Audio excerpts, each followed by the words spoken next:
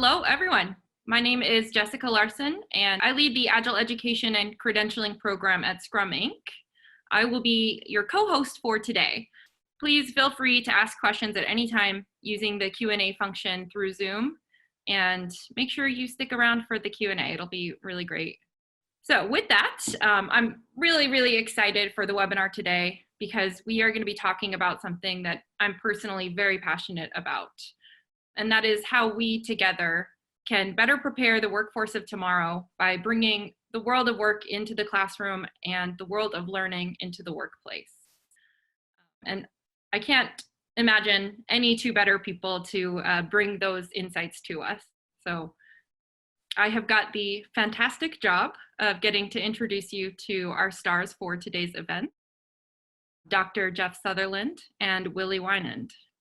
Now, as you may know, Jeff is the co-creator of Scrum, which is the most widely used Agile framework. He's the inventor of Scrum at Scale, signatory of the Agile Manifesto, and the founder of Scrum Inc. And Jeff has truly dedicated his life's work to improving the world of work, to helping organizations and individuals to achieve more productive, engaging, and fulfilling work lives. We've also got Willy here, who is the inventor of EduScrum, which is a truly remarkable innovation in Scrum. It lays the foundation for bringing the Agile mindset and these important values and principles into the educational arena so that individuals can take more ownership over their learning journey, become more engaged in the process of learning, and ultimately help shape a more successful, innovative, rewarding, and impactful world for the future. Really excited. Thank you both so much for joining us today and sharing some of your insights and experiences. Okay, I'm going to do a little introduction to Willy, but let me say something about Scrum before we start. The goal was to create an environment where teams could be really successful, delivering a lot better results with much higher quality. And that means they could have a better life and better jobs. And at the same time, if they could deliver a lot more at lower cost, the customers could get better quality products at less price. And so now the customers are effectively, they're more prosperous. And if you could do that at scale, then all of a sudden you impact the society, and the society grows. And we're seeing this particularly in the Netherlands, where Willy is today. Now, over time, as we've implemented Scrum, there have been certain things that have happened that have really helped Scrum a lot. And in particular, Willy's creation of EduScrum has been really significant because we've done many prototypes of Scrum in education, particularly in universities, project-based Scrum. But it doesn't work anywhere near as well as having the whole educational program run by Scrum. And that's what Willy's going to talk about. So one of my first questions when I went to the Netherlands to visit Willy and his students was, number one, does it work? And Willy has data now over many years showing that for children, mainly high school people, but it's moving down to all the lower grades as well, they finish semesters 6 weeks early and their grades are 20% higher consistently. So clearly it's better. And then I asked the kids, well, is it more fun for the students? And I was in a class and they all screamed, yes. Okay, so clearly Scrum is a lot more fun.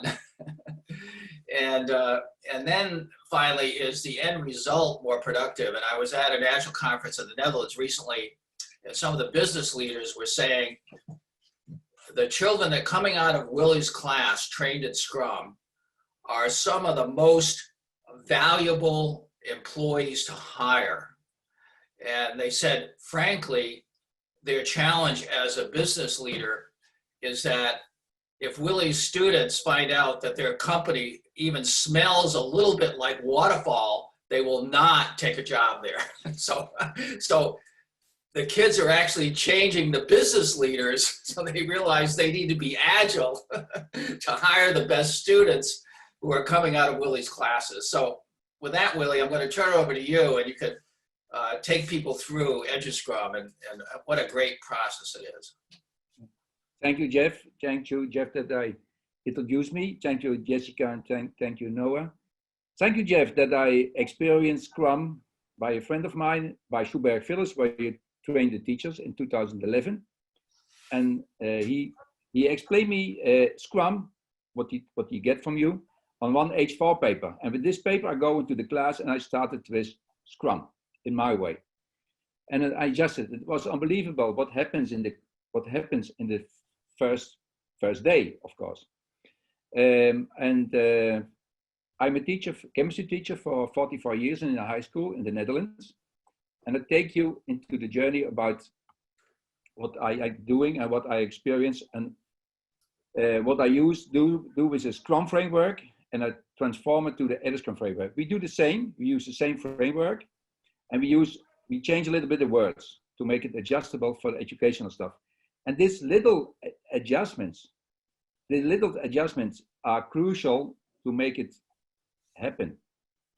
So, you know, the world is changing around us very, very fast. And now for COVID, it is not a question if we want to change, we must change. And it is not about intelligence that you have in high intelligence, but you must be agile, you must be adapt to the situation you have, otherwise you don't survive. So, and when you look at the classroom on the left, black and white picture, the classroom 100 years ago, and you look in a classroom, a lot of classrooms all over the world, you see almost the same picture, and it is changing little bit, step by step. And when you can bring this to your classroom and make students owner of their own learning process and also their personal development, that will be great. So the question is, how can we prepare students for the future with an agile mindset? That is not about Scrum, that is not about EduScrum, that is not about other tools, but with the mindset. So how many of you want to change the difference in education? How many of you want this? So how many of you want motivated students in the classroom? But not for me, I'm making a little adjustment. How many of you want to be enthusiastic, committed employees in your working company? So the first thing is why it is important to learn. Not only about the books from nature or whatever. And then when I, as a teacher or as a company guy, cannot explain why something matters, you cannot expect that the students take you for serious. So that is very important why you have to do it. So, so it's time to ask what the students want to learn, why they want to learn, and how they want to learn. And the how I come later to it. So we start with the agile mindset, where we did the last slide with the onion. And I think you know it. The tools and the processes. Scrum, EduScrum, Kanban, Lean, all kinds of processes. When you go to this, you bring it into practice.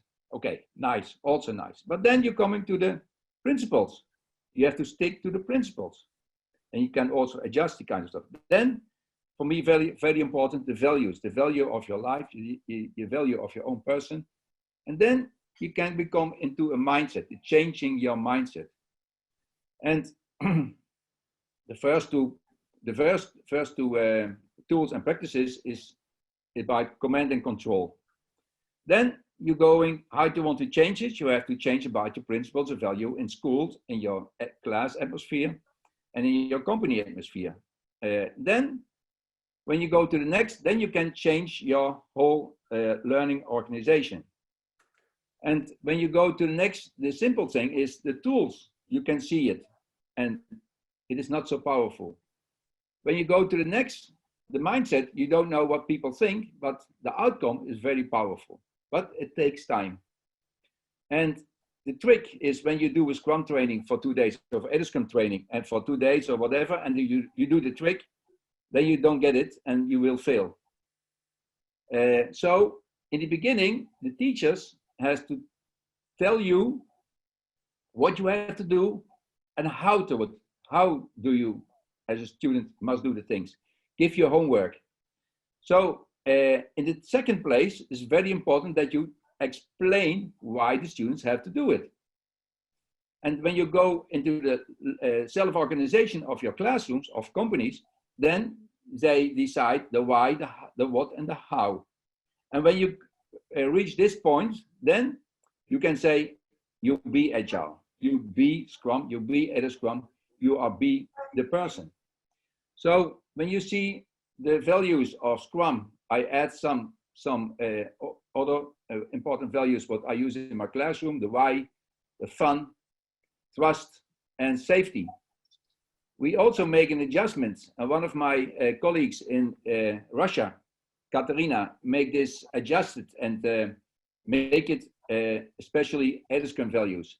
It's about the why: ownership, safety, freedom, and fun. And when you go to the fun part, you see my classroom. It is about trust, create a safe atmosphere. Space means not a space in the room, but space in your mind, space in the atmosphere, and give them freedom. Not freedom without borders, but freedom within borders. And when they know it, then you can go for it. In your classroom, that is very important, this kind of values.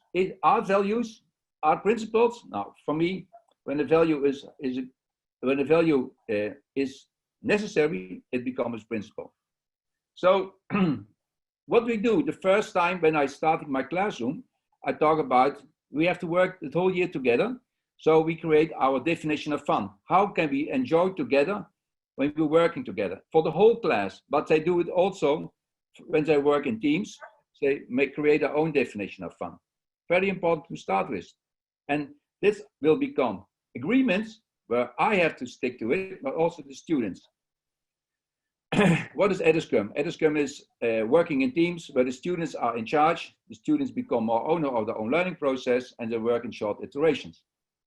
And you go from a teacher-driven situation to a student-driven situation. And when you can ask your students, what do you want to learn? Why do you want to learn? And how do you want to learn it? And give that to the students, that is a process.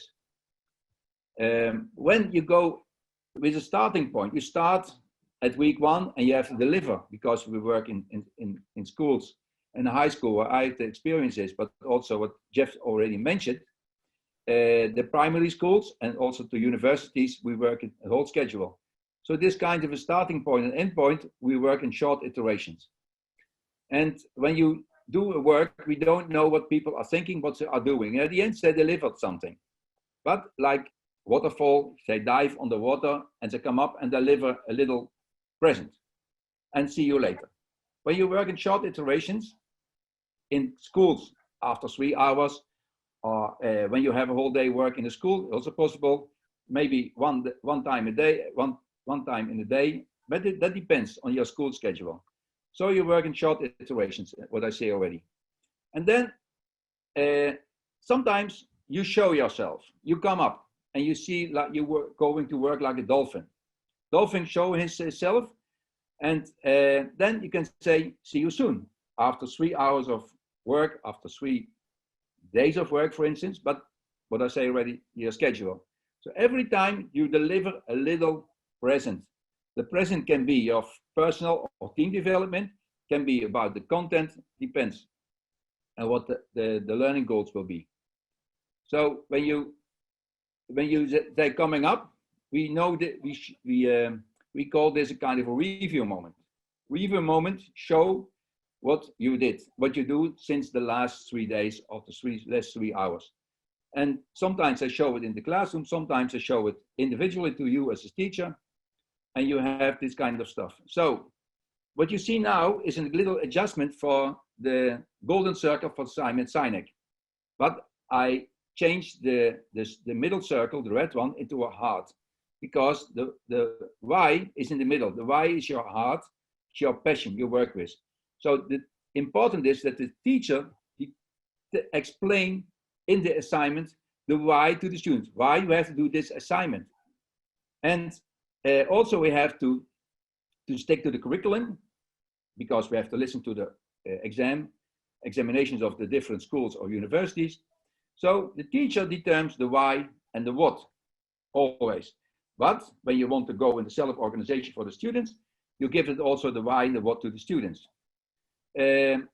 What I say already, the why and the what is for the students. And the how is from the teams.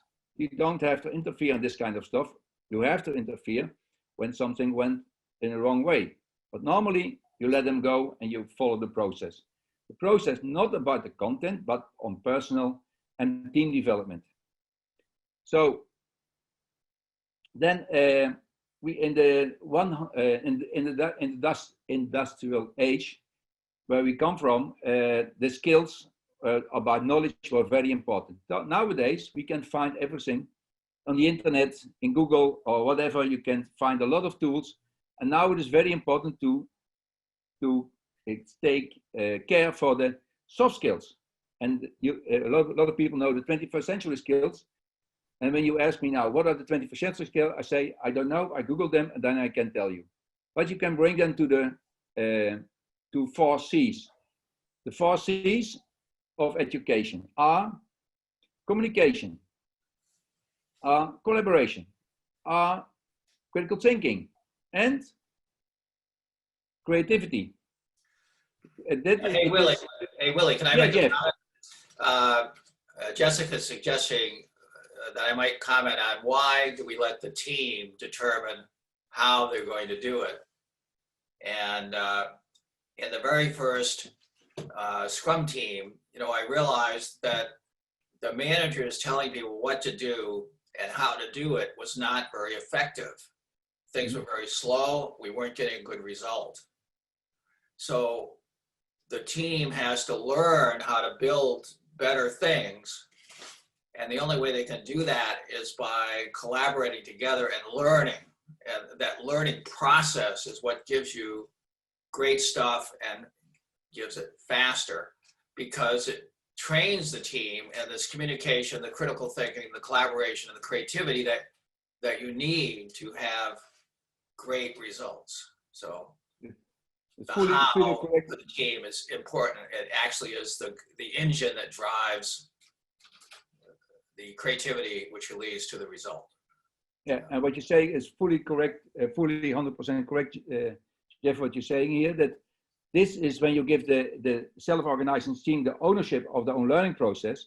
We have to take care of the curriculum, of the assignment, but when they are really in charge, they learn from each other. And I have a simple tool for myself, rule for myself: ask 3 before me. So when there is a question, first ask your team. And then if it is not possible for resolve within the team, then you can ask me. But otherwise you go to the next part of it. So when we go on with this, we have about team building. In Scrum, you work with cross-functional teams. We have not cross-functional. We have cross-functional team, but not an expertise, but on qualities and skills. So at the beginning, the students don't know yet where they are aware of what kind of qualities and skills they have. Then we let them write down their qualities and skills, mostly 5 out of 20. And then they're going to work together in part 3. And then they discover a lot of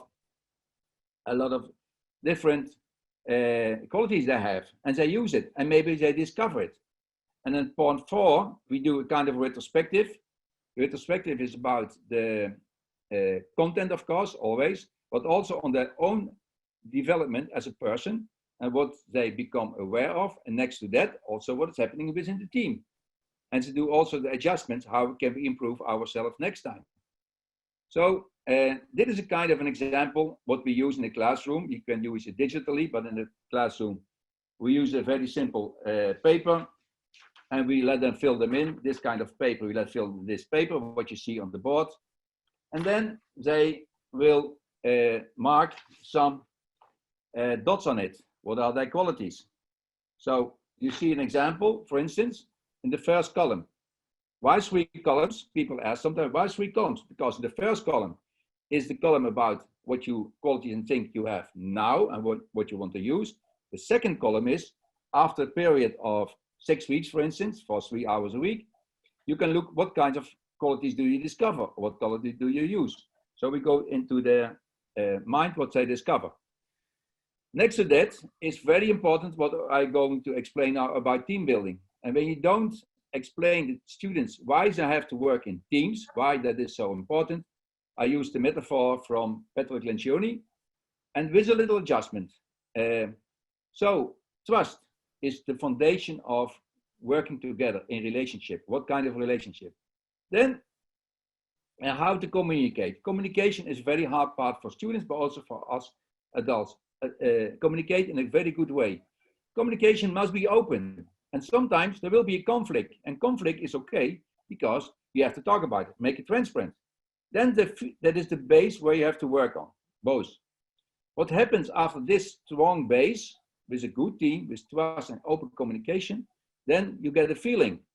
The feeling is about you feel committed to this team, and you feel that you are accountable to this team.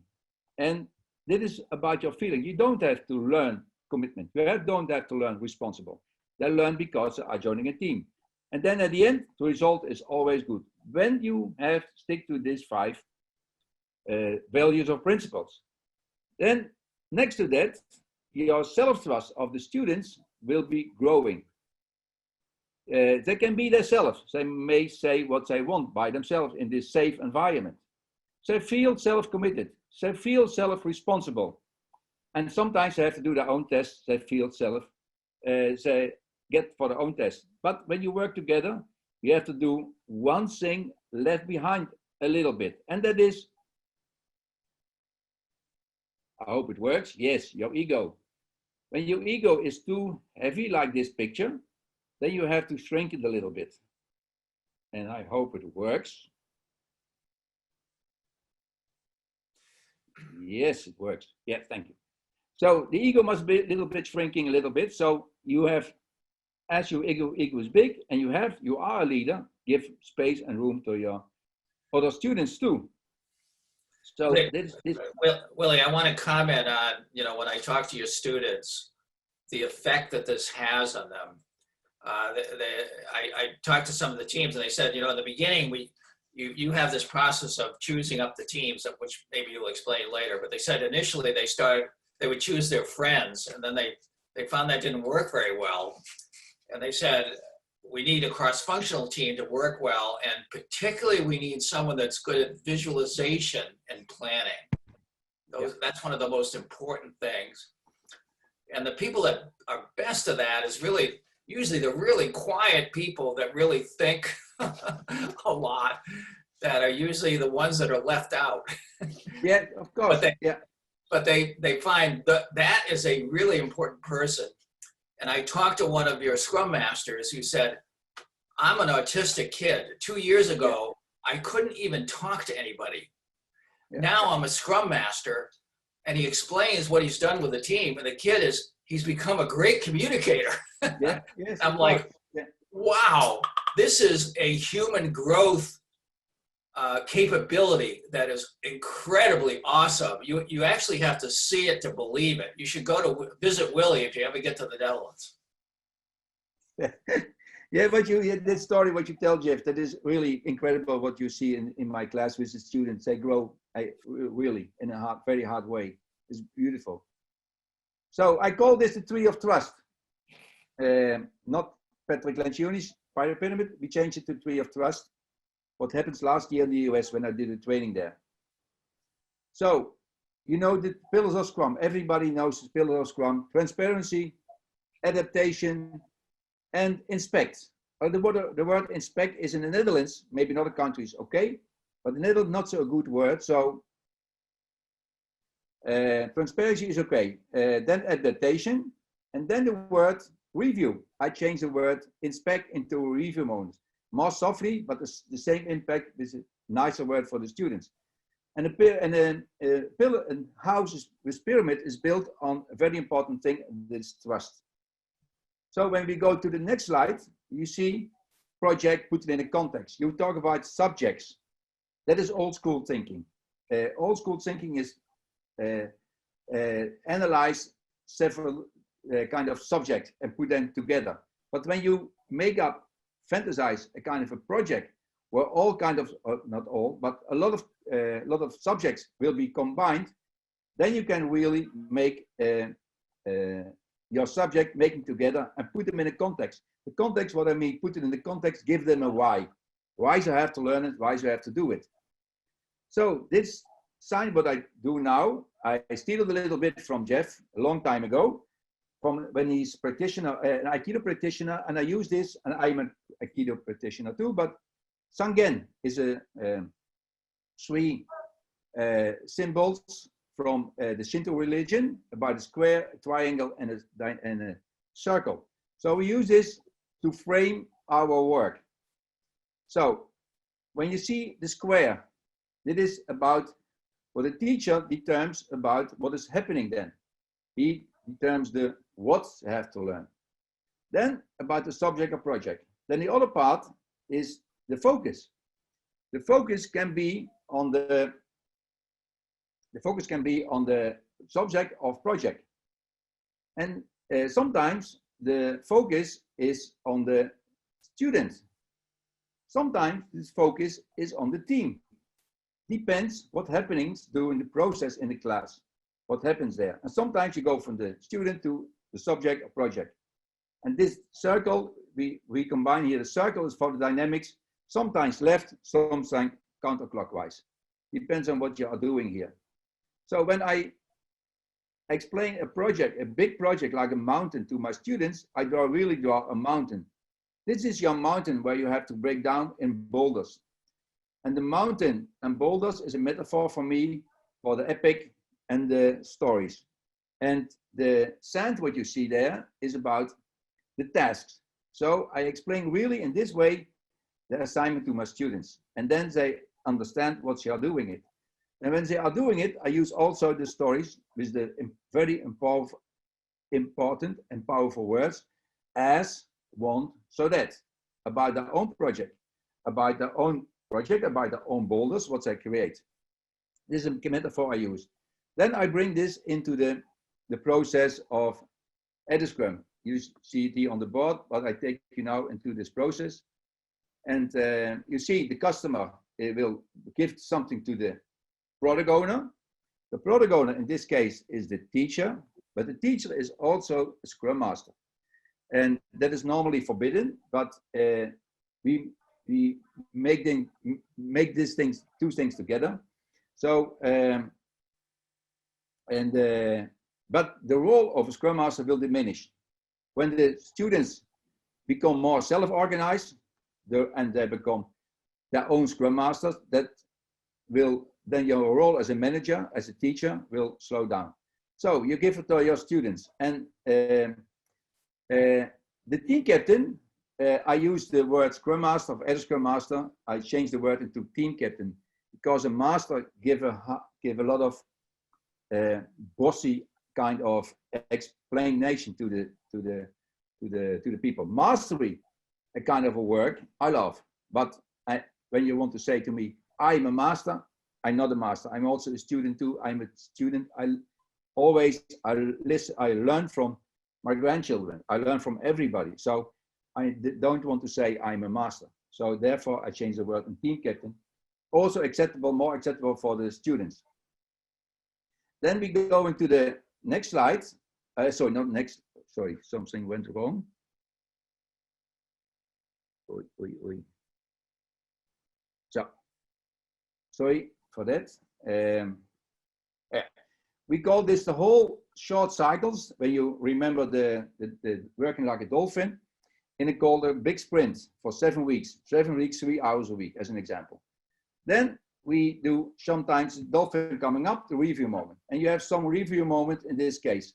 And at the end, we do a retrospective on 3 parts. The content, of course, on the personal development and team development. And for me personally, as a passionate teacher, personal development is for me the highest grade, the highest priority. When students know who they are and where they want to become to, the learning stuff is easy to eat. So we all put this thing on a flip like this, what you see behind me, a flip with that with here, and I changed a little bit because of the COVID. We have a big project in Chile where we teach 300, 400 students now, and I am supported with, I think, 15 or 20 EduScrum teachers in the world, all over the world. We enter also not only the definition of fun, we also enter the definition of doing, not definition of done. Definition of doing are working agreements for the students. How can we approach our work that the task is done, which means that which meets the celebration criteria. Oh yeah, the celebration criteria. Translation, acceptance criteria. My students don't like the word acceptance. So how do you want to change it? In 2017, they want to change it in celebration. Okay, we celebrate. And that they also use it in the definition of fun. When we end kind of a project or a story or whatever in a good way, we can celebrate this kind of stuff. And when we were in Chile, we have problems with communication. In Spanish, fully online, with students not working together.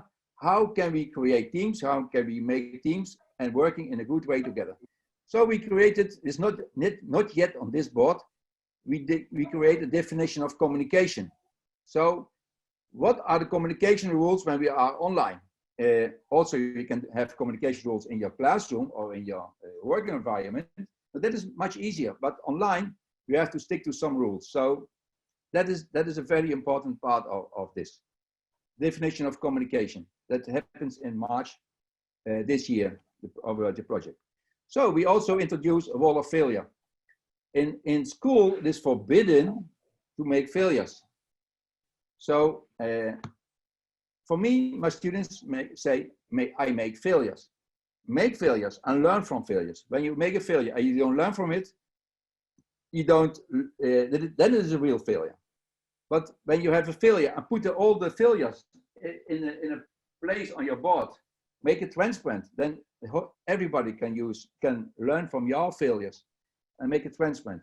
Next step, this is the negative, could be the negative part, but it's not the negative part. Also, students can be proud of what you're doing. So show it, put a sticky note on, what are you proud of? So name it.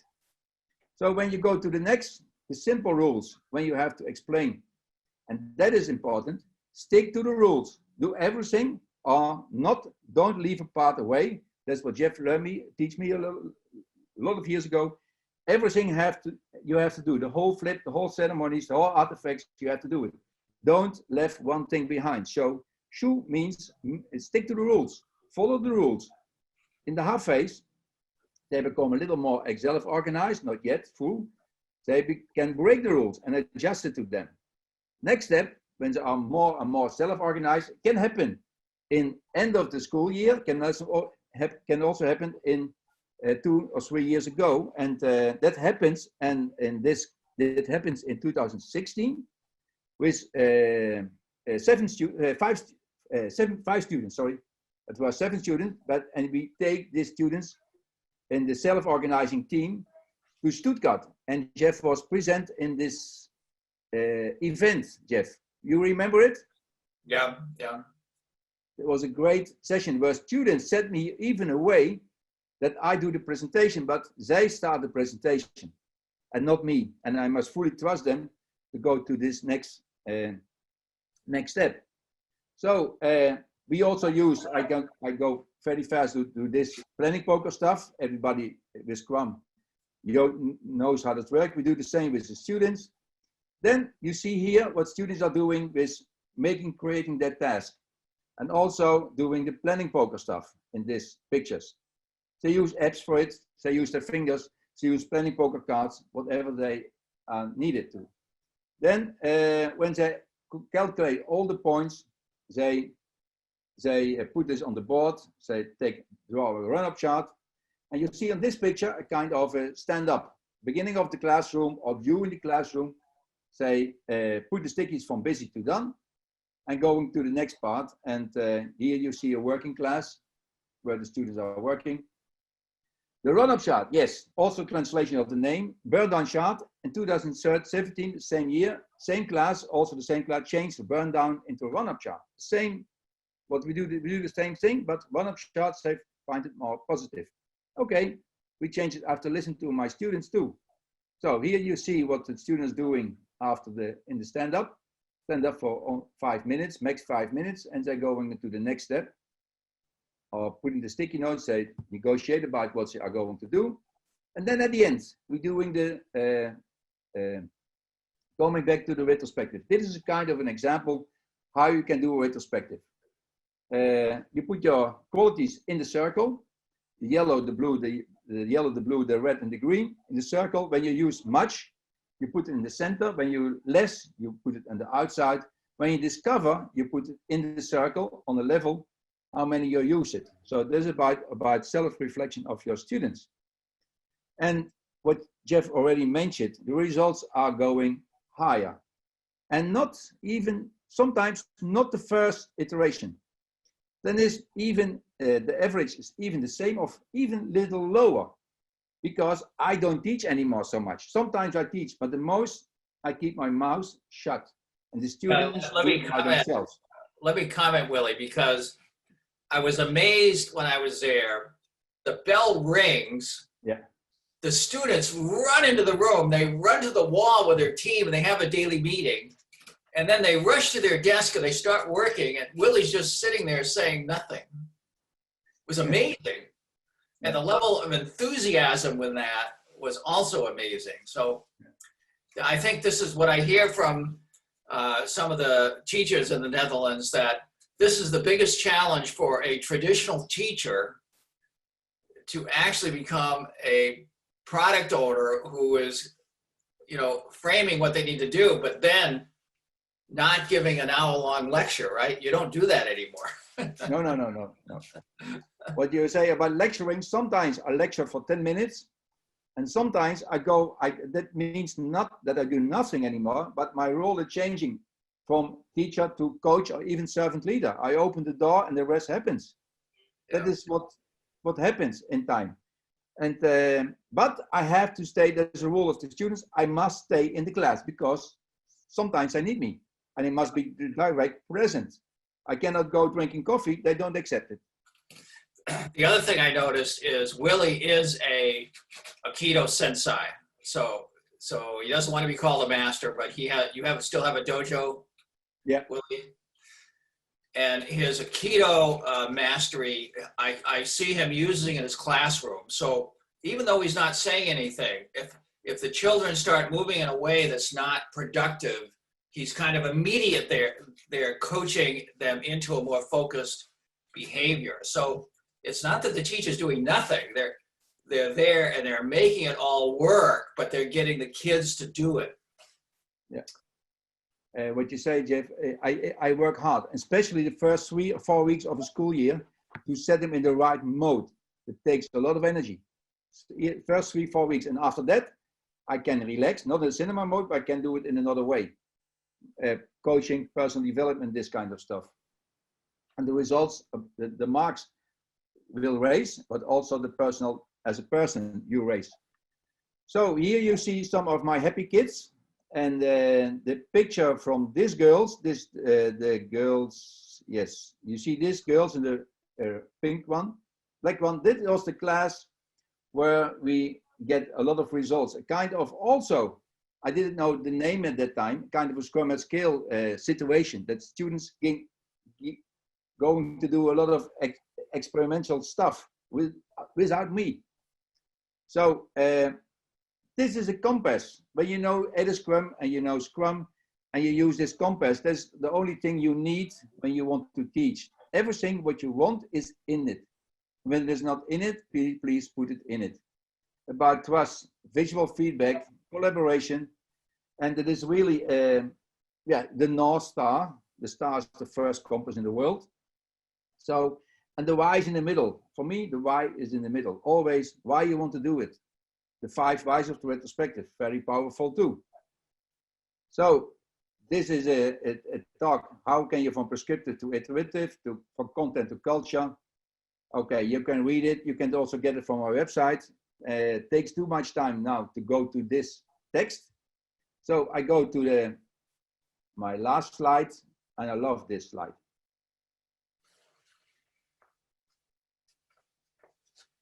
Beautiful. I love it. I love this really text. You can go home, but before you have to make the environment in a good way.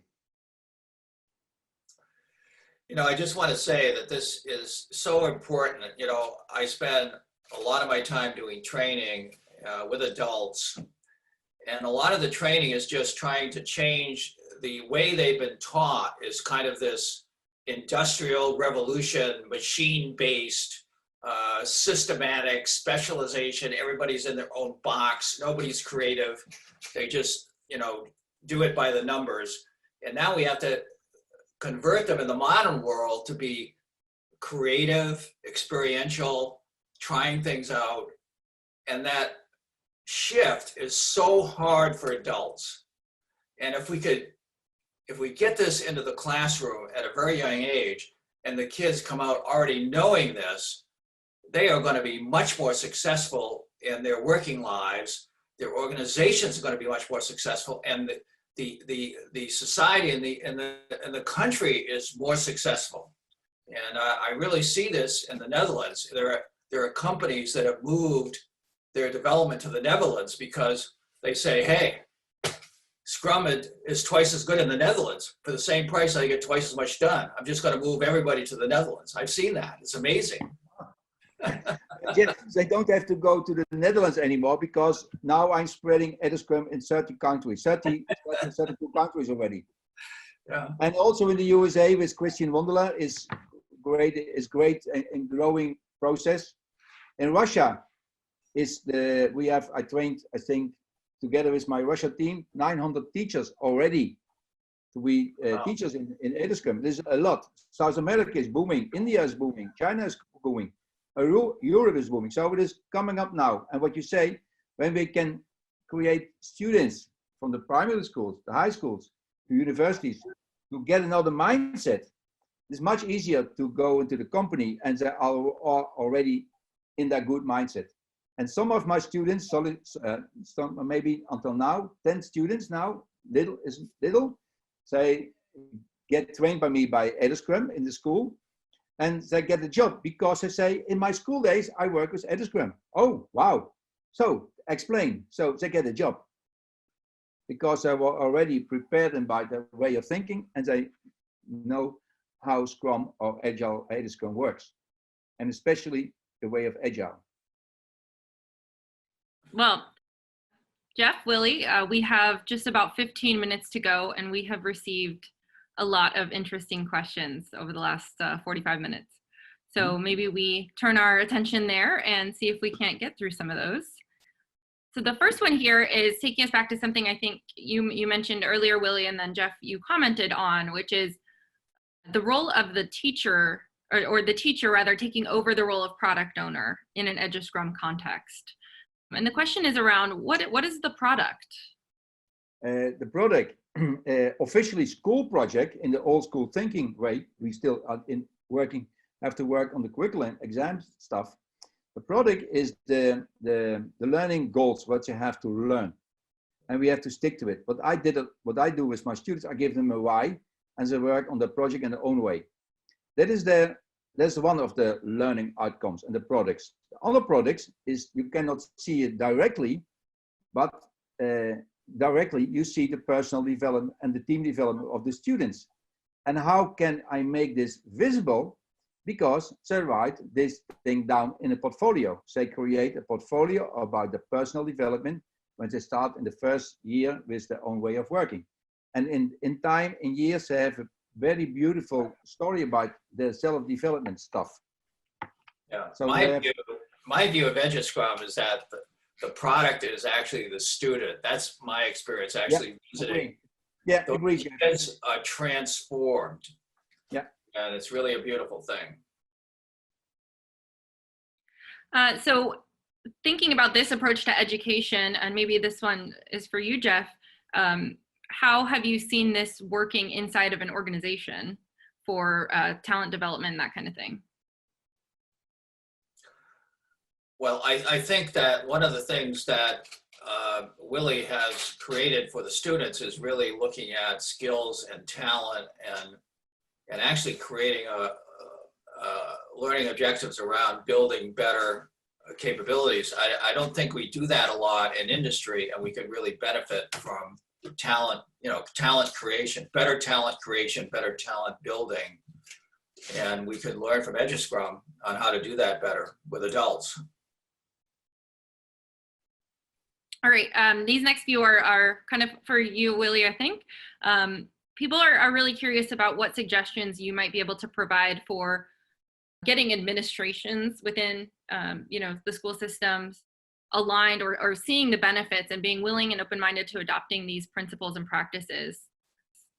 Yeah, that is a very simple question, or a good question, but hard to answer. Not hard to answer, hard to implement EduScrum or Agile Mindset into school. In the beginning, when I started in 2011, 2012, my first training, I took everybody in my trainings. And now I only want teachers in my training who have already open mindset, Agile mindset a little bit maybe.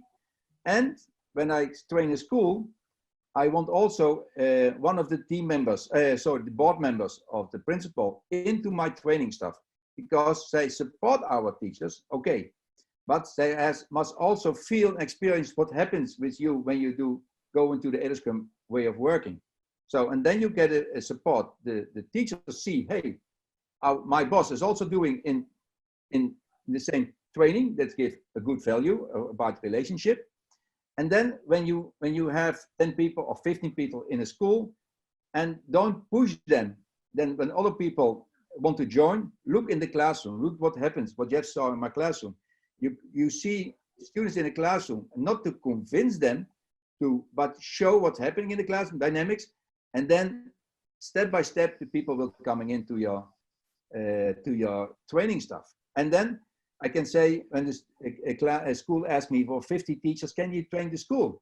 Yes, I can train the whole school, there's no problem. But I don't do it because it will fail. Because the mindset is not right yet, open for 50 people at the same time. So give me 10 best students with the teachers with the open mindset, agile mindset. And when I train them, then they train the others. And you get support from me or coaching from me, that is another point. That is cheaper for you and better, because learning by doing it and learning by explaining to the others, you learn the most. But implementing, do it in a slow way with a handful of good people, and then going step by step. When you do it too fast, you will fail. When you want to do it as a trick, so do Agile or do Scrum or do EduScrum, it will fail. And when you take the time for that, and it takes time, then you be Agile. You can be EduScrum. You can adjust every time. The value proposition for the administration is just as it is in industry. If we could achieve our learning objectives 6 weeks earlier in the semester, and the grades were 20% higher, would you be interested in that?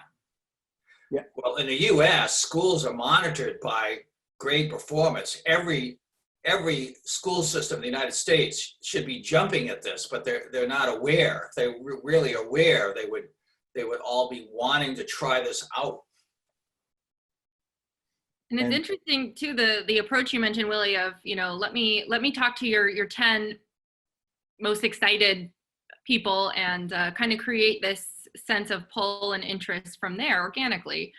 Because I think, and to an earlier point you made, kind of drawing a parallel to Scrum at scale, this is certainly the approach I've heard you, Jeff, recommend in industry, is to really start with a small group. So perhaps you could comment on sort of that parallel.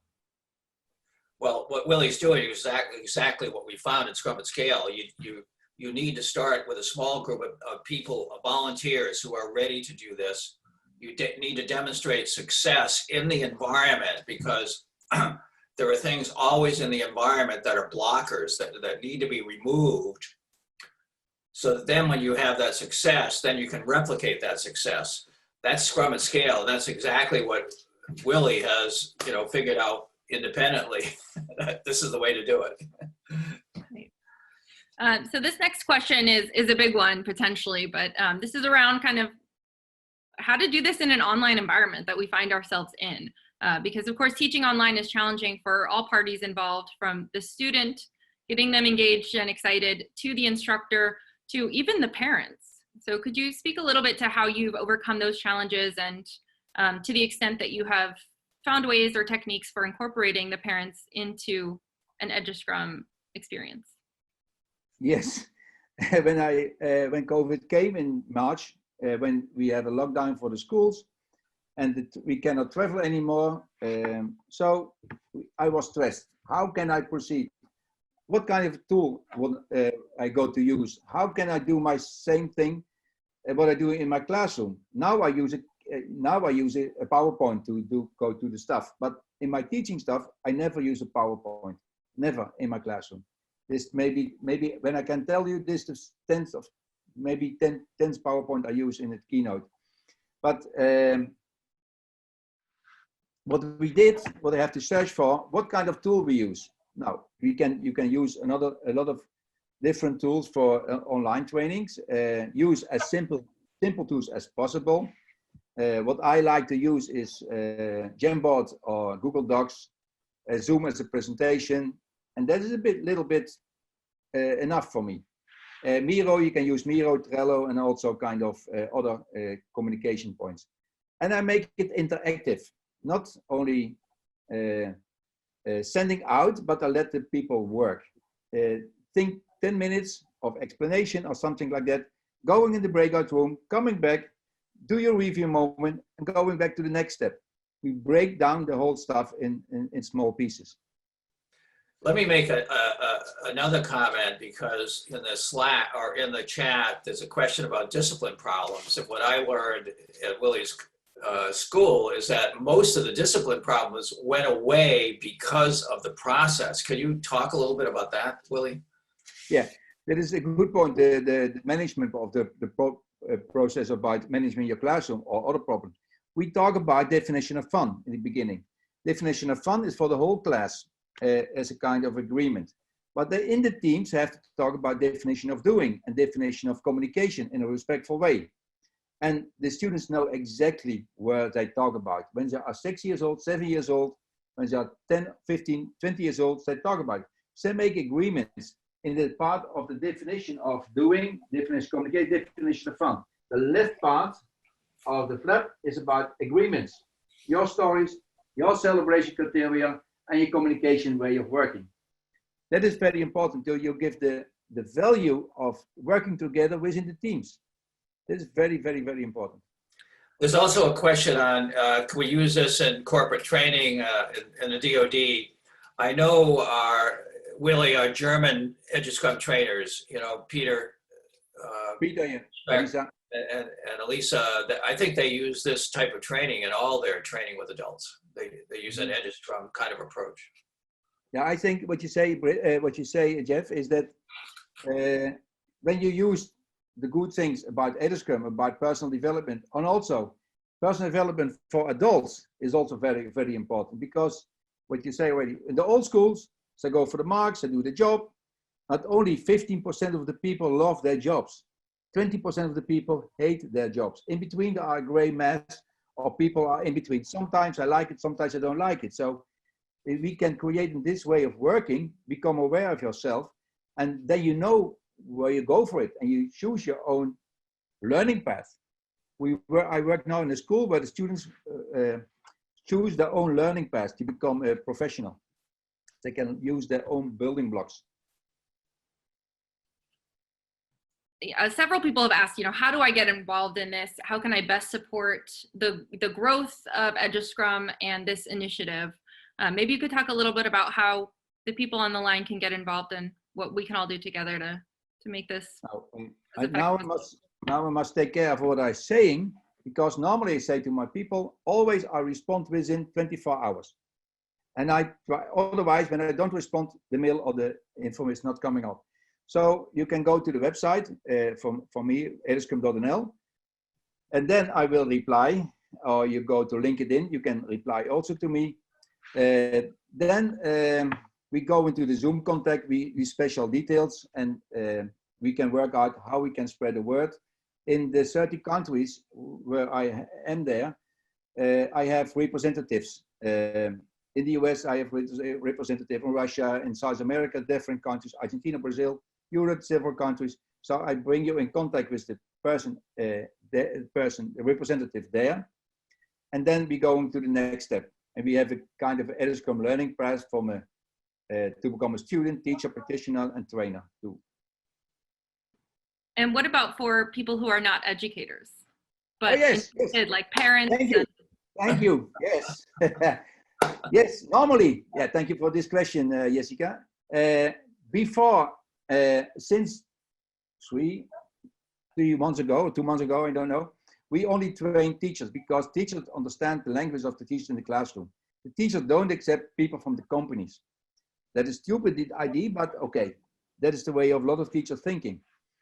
And therefore we had doing an international training where people from US, people from Israel, people from Argentina, all over the world coming together, and we do a training. And that was one of the best trainings ever, because the company guys learn from teachers, teachers learn from the company guys. And for me, everybody is a teacher. Also, when you're not an official teacher, everybody is a teacher. So, and Jessica, I know you are in this training and you have experienced what the benefits was working together with people from Israel or Australia or whatever, what the outcomes were in this kind of stuff. So yes, now I say, please come in, company guys and company people. When you have passion for education and for your kids and for your education stuff, to change the educational world, and it will change. Great. Well, I think that's probably all the time that we have for questions, but before we go, I'd just really like to thank both of you once again, Jeff and Willy, for taking your time to share some of these insights and for the great and fascinating conversation and presentation. So thank you so much.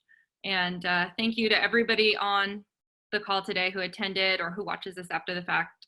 Hope it was valuable to you and hope that we see you next time.